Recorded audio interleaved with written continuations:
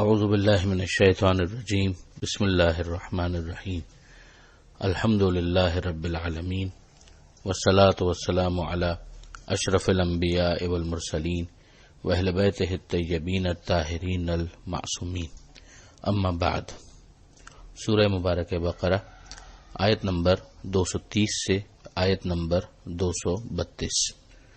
230 سے 232 تک۔ بسم اللہ الرحمن الرحیم فَإِن طَلَّقَهَا فَلَا تَحِلُّ لَهُ مِن بَعْدُ حَتَّى تَنكِحَ زَوْجًا غَيْرَهُ فَإِن طَلَّقَهَا فَلَا جُنَاحَ عَلَيْهِمَا أَن يَتَرَاجَعَا إِن ظَنَّا أَن يُقِيمَا حُدُودَ اللَّهِ وَتِلْكَ حُدُودُ اللَّهِ يُبَيِّنُهَا لِقَوْمٍ يَعْلَمُونَ وَإِذَا طَلَّقْتُمُ النِّسَاءَ فَبَلَغْنَ أَجَلَهُنَّ فَأَمْسِكُوهُنَّ بِمَعْرُوفٍ أَوْ سَرِّحُوهُنَّ بِمَعْرُوفٍ وَلَا تُمْسِكُوهُنَّ ضِرَارًا لِتَعْتَدُوا وَمَن يَفْعَلْ ذَلِكَ فَقَدْ ظَلَمَ نَفْسَهُ وَلَا تَتَّخِذُوا آيَاتِ اللَّهِ هُزُوًا وَاذْكُرُوا نِعْمَةَ اللَّهِ عَلَيْكُمْ وَمَا أَنزَلَ عَلَيْكُمْ مِنَ الْكِتَابِ وَالْحِكْمَةِ يَعِظُكُمْ بِهِ وَاتَّقُوا اللَّهَ وَاعْلَمُوا أَنَّ اللَّهَ بِكُلِّ شَيْءٍ عَلِيمٌ وَإِذَا طَلَّقْتُمُ النِّسَاءَ فَبَلَغْنَ أَجَلَهُنَّ فَلَا تَعْضُلُوهُنَّ أَن يَنكِحْنَ أَزْوَاجَهُنَّ إِذَا تَرَاضَوْا بَيْنَهُم بِالْمَعْرُوفِ ذَلِكَ يُوعَظُ بِهِ مَن كَانَ مِنكُمْ يُؤْمِنُ بِاللَّهِ وَالْيَوْمِ الْآخِرِ ذَلِكُمْ أَزْكَى لَكُمْ وَأَطْهَرُ وَاللَّهُ يَعْلَمُ وَأَنْتُمْ لَا تَعْلَمُونَ۔ اس صفحے پر بھی ہم دیکھتے ہیں کہ طلاق ہی سے متعلق بعض دیگر احکام کی طرف متوجہ کیا جا رہا ہے۔ ایک تو وہ کیفیت تھی کہ جب طلاق رجعی ہے کہ جس میں پہلی طلاق اور دوسری طلاق کا معاملہ تھا کہ جس میں رجوع کی گنجائش ہوتی ہے عدے کے دوران کہ بغیر نکاح کے بھی شوہر چاہے تو اپنی زوجہ کو واپس اپنے حبالہ عقد میں باقی رکھنے کا فیصلہ کرے اور ایک فیملی لائف وہ گزارے۔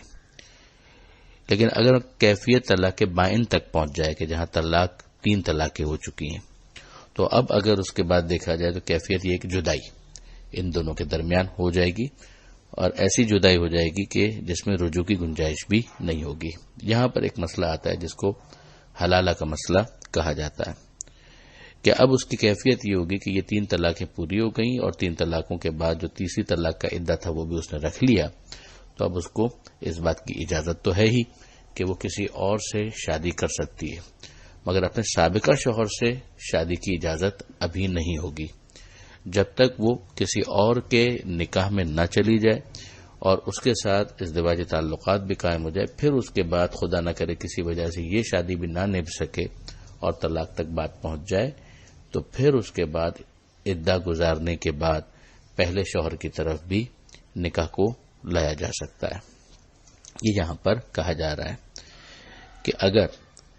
یہ طلاق دے دیں تو اب ان کے لیے جائز نہیں ہوگا، حلال نہیں ہوگا جب تک وہ اس کے علاوہ کسی شوہر سے شادی نہ کر لے۔ اب جب وہ اسے طلاق دے دے تو اگر ان دونوں کا خیال ہو کہ اب وہ اللہ کی حدود کو برقرار رکھیں گے تو ان پر کوئی گناہ نہیں ہے کہ وہ آپس میں پھر شادی کر لیں۔ اب یہ جن کے اوپر کوئی گناہ نہیں ہے، اس سے مراد وہی سابق شوہر ہے پرانا والا، اب اس کے ساتھ وہ چاہے تو واپس شادی کر سکتی ہے۔ اور پھر اللہ نے اسے اپنی حدود سے تعبیر کیا ہے کہ یہ حدود ہیں جو اللہ بیان کر رہا ہے ان لوگوں کے لیے کہ جو علم رکھتے ہیں، جو جاننا چاہتے ہیں، جو سمجھنا چاہتے ہیں۔ پھر اس کے بعد سمجھایا جا رہا ہے اگلی آیت کے اندر کہ جب تم عورتوں کو طلاق دے دو اور وہ اپنی میعاد پوری کرنے لگیں، یعنی وہی جو عدے کا جو پیریڈ تھا جس کو ثلاثۃ قروء کہہ کر پہلے سمجھایا گیا تھا، 3 پاکی، تو اب اس کو یا روک لو اچھی طریقے سے یا اچھی طریقے سے رخصت کر دو، یعنی اب جب جدائی بھی ہو رہی ہے تو خوش دلی کے ساتھ ہو، اور اگر روکنا چاہتے ہو تو بھی ایک اچھے جذبے کے تحت کہ ہاں ہم ایک اچھی فیملی کے طور پر رہنا چاہتے ہیں، میاں بیوی کے طور پر رہنا چاہتے ہیں۔ وہ انداز نہ ہو کہ جو جاہلیت کے زمانے میں ہوتا تھا، اور جس کی طرف پہلے بھی قرآن مجید کی آیت کے اندر مذمت کے الفاظ آئے ہیں کہ صرف اور صرف عورت کو پریشان کرنے کے لیے رجوع کرو۔ یہ تمہارا مقصد نہیں ہونا چاہیے۔ یہ یہاں پر تکرار کیا جا رہا ہے کہ ظلم کرنے کے لیے، تجاوز کرنے کے لیے ان کو نہ روکو،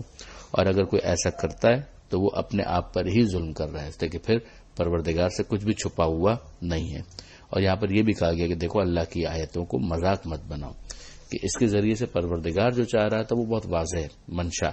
کہ معاشرے کے اندر اچھی فیملیز، اچھے خاندان تشکیل پائیں، جن کے اندر محبت ہو، جن میں ایک دوسرے کا احترام ہو، جس میں بچوں کے لیے اچھی تربیت کا ایک انتظام ہو۔ اب ظاہر ہے کہ جب میاں بیوی ہی آپس میں اس طرح کی کیفیت رکھیں گے تو کیا بچوں کی تربیت ہونی ہے۔ لہذا یہاں پر سمجھایا جا رہا ہے کہ دیکھو اللہ کی آیتوں کو مذاق مت بناؤ، ایسا نہ ہو کہ تم ایک دوسرے کو فقہی احکام کے ذریعے سے ہی، شریعت کے احکام کے ذریعے سے ہی نقصان پہنچانے کا ارادہ کرو، تو پھر اللہ سے کچھ چھپا ہوا نہیں ہے۔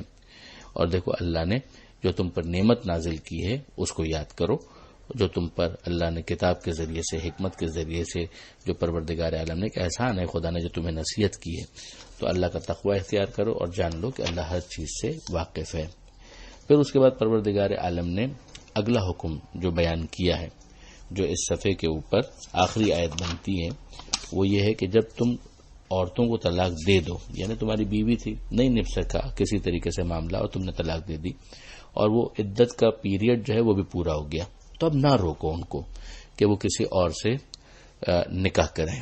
اگر وہ اپنے لیے کسی شوہر کا انتخاب کرتی ہیں تو اس میں کسی قسم کا کوئی پرابلم نہیں ہے۔ اسے خواہ کا کوئی ایک معاشرتی ایشو بنا کر اور خدا نہ کرے اسے عورت کی پاکیزگی کے خلاف سمجھنا یہ نامناسب ہے،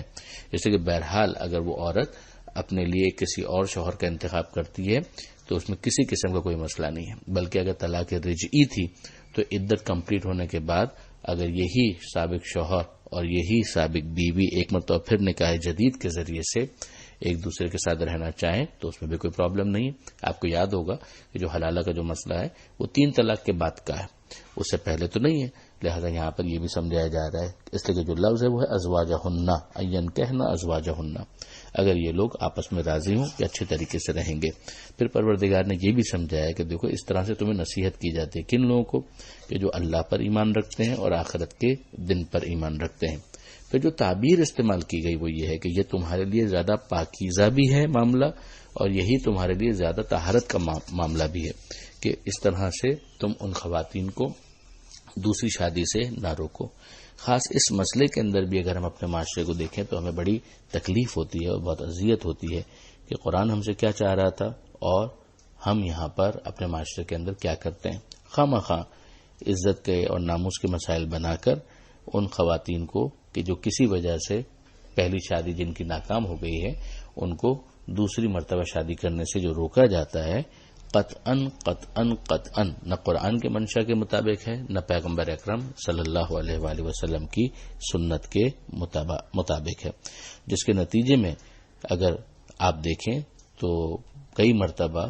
بد کرداری اور بدکاری عام ہو جاتی ہے، اور اس کے نتیجے میں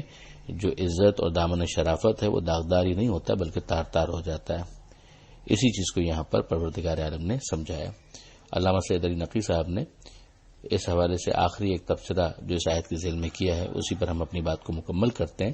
کہ اس سے عمومی طور پر ان بے زبان ناقد خدا لڑکیوں کے بزرگ بھی انتباہ حاصل کر سکتے ہیں، یعنی وہ جو کنواری بچیاں ہیں جن کی شادیاں ہو رہی ہیں، جن سے ان کی رضا پوچھی جاتی ہے اور ان پر ان کی مرضی کے خلاف اپنی مرضی کو مسلط کرنے میں ان کی رواجی خاموشی یا رسمی اظہار رضامندی سے فائدہ اٹھاتے ہیں۔ اس کو اپنی ٹرو اسپرٹ کے اندر لیا جاتا تو کوئی مسئلہ نہیں تھا، لیکن یہ تو یہاں پر ایک طرح سے ایکسپلائٹ کرنے کے مترادف ہے۔ پروردگار عالم سے دعا ہے کہ وہ قرآن مجید سمجھنے اور اس پر عمل کرنے کی توفیق عطا فرمائے اور وارث قرآن امام زمانہ کے ظہور میں تعجیل فرمائے۔ وآخر دعوانا ان الحمدللہ رب العالمین۔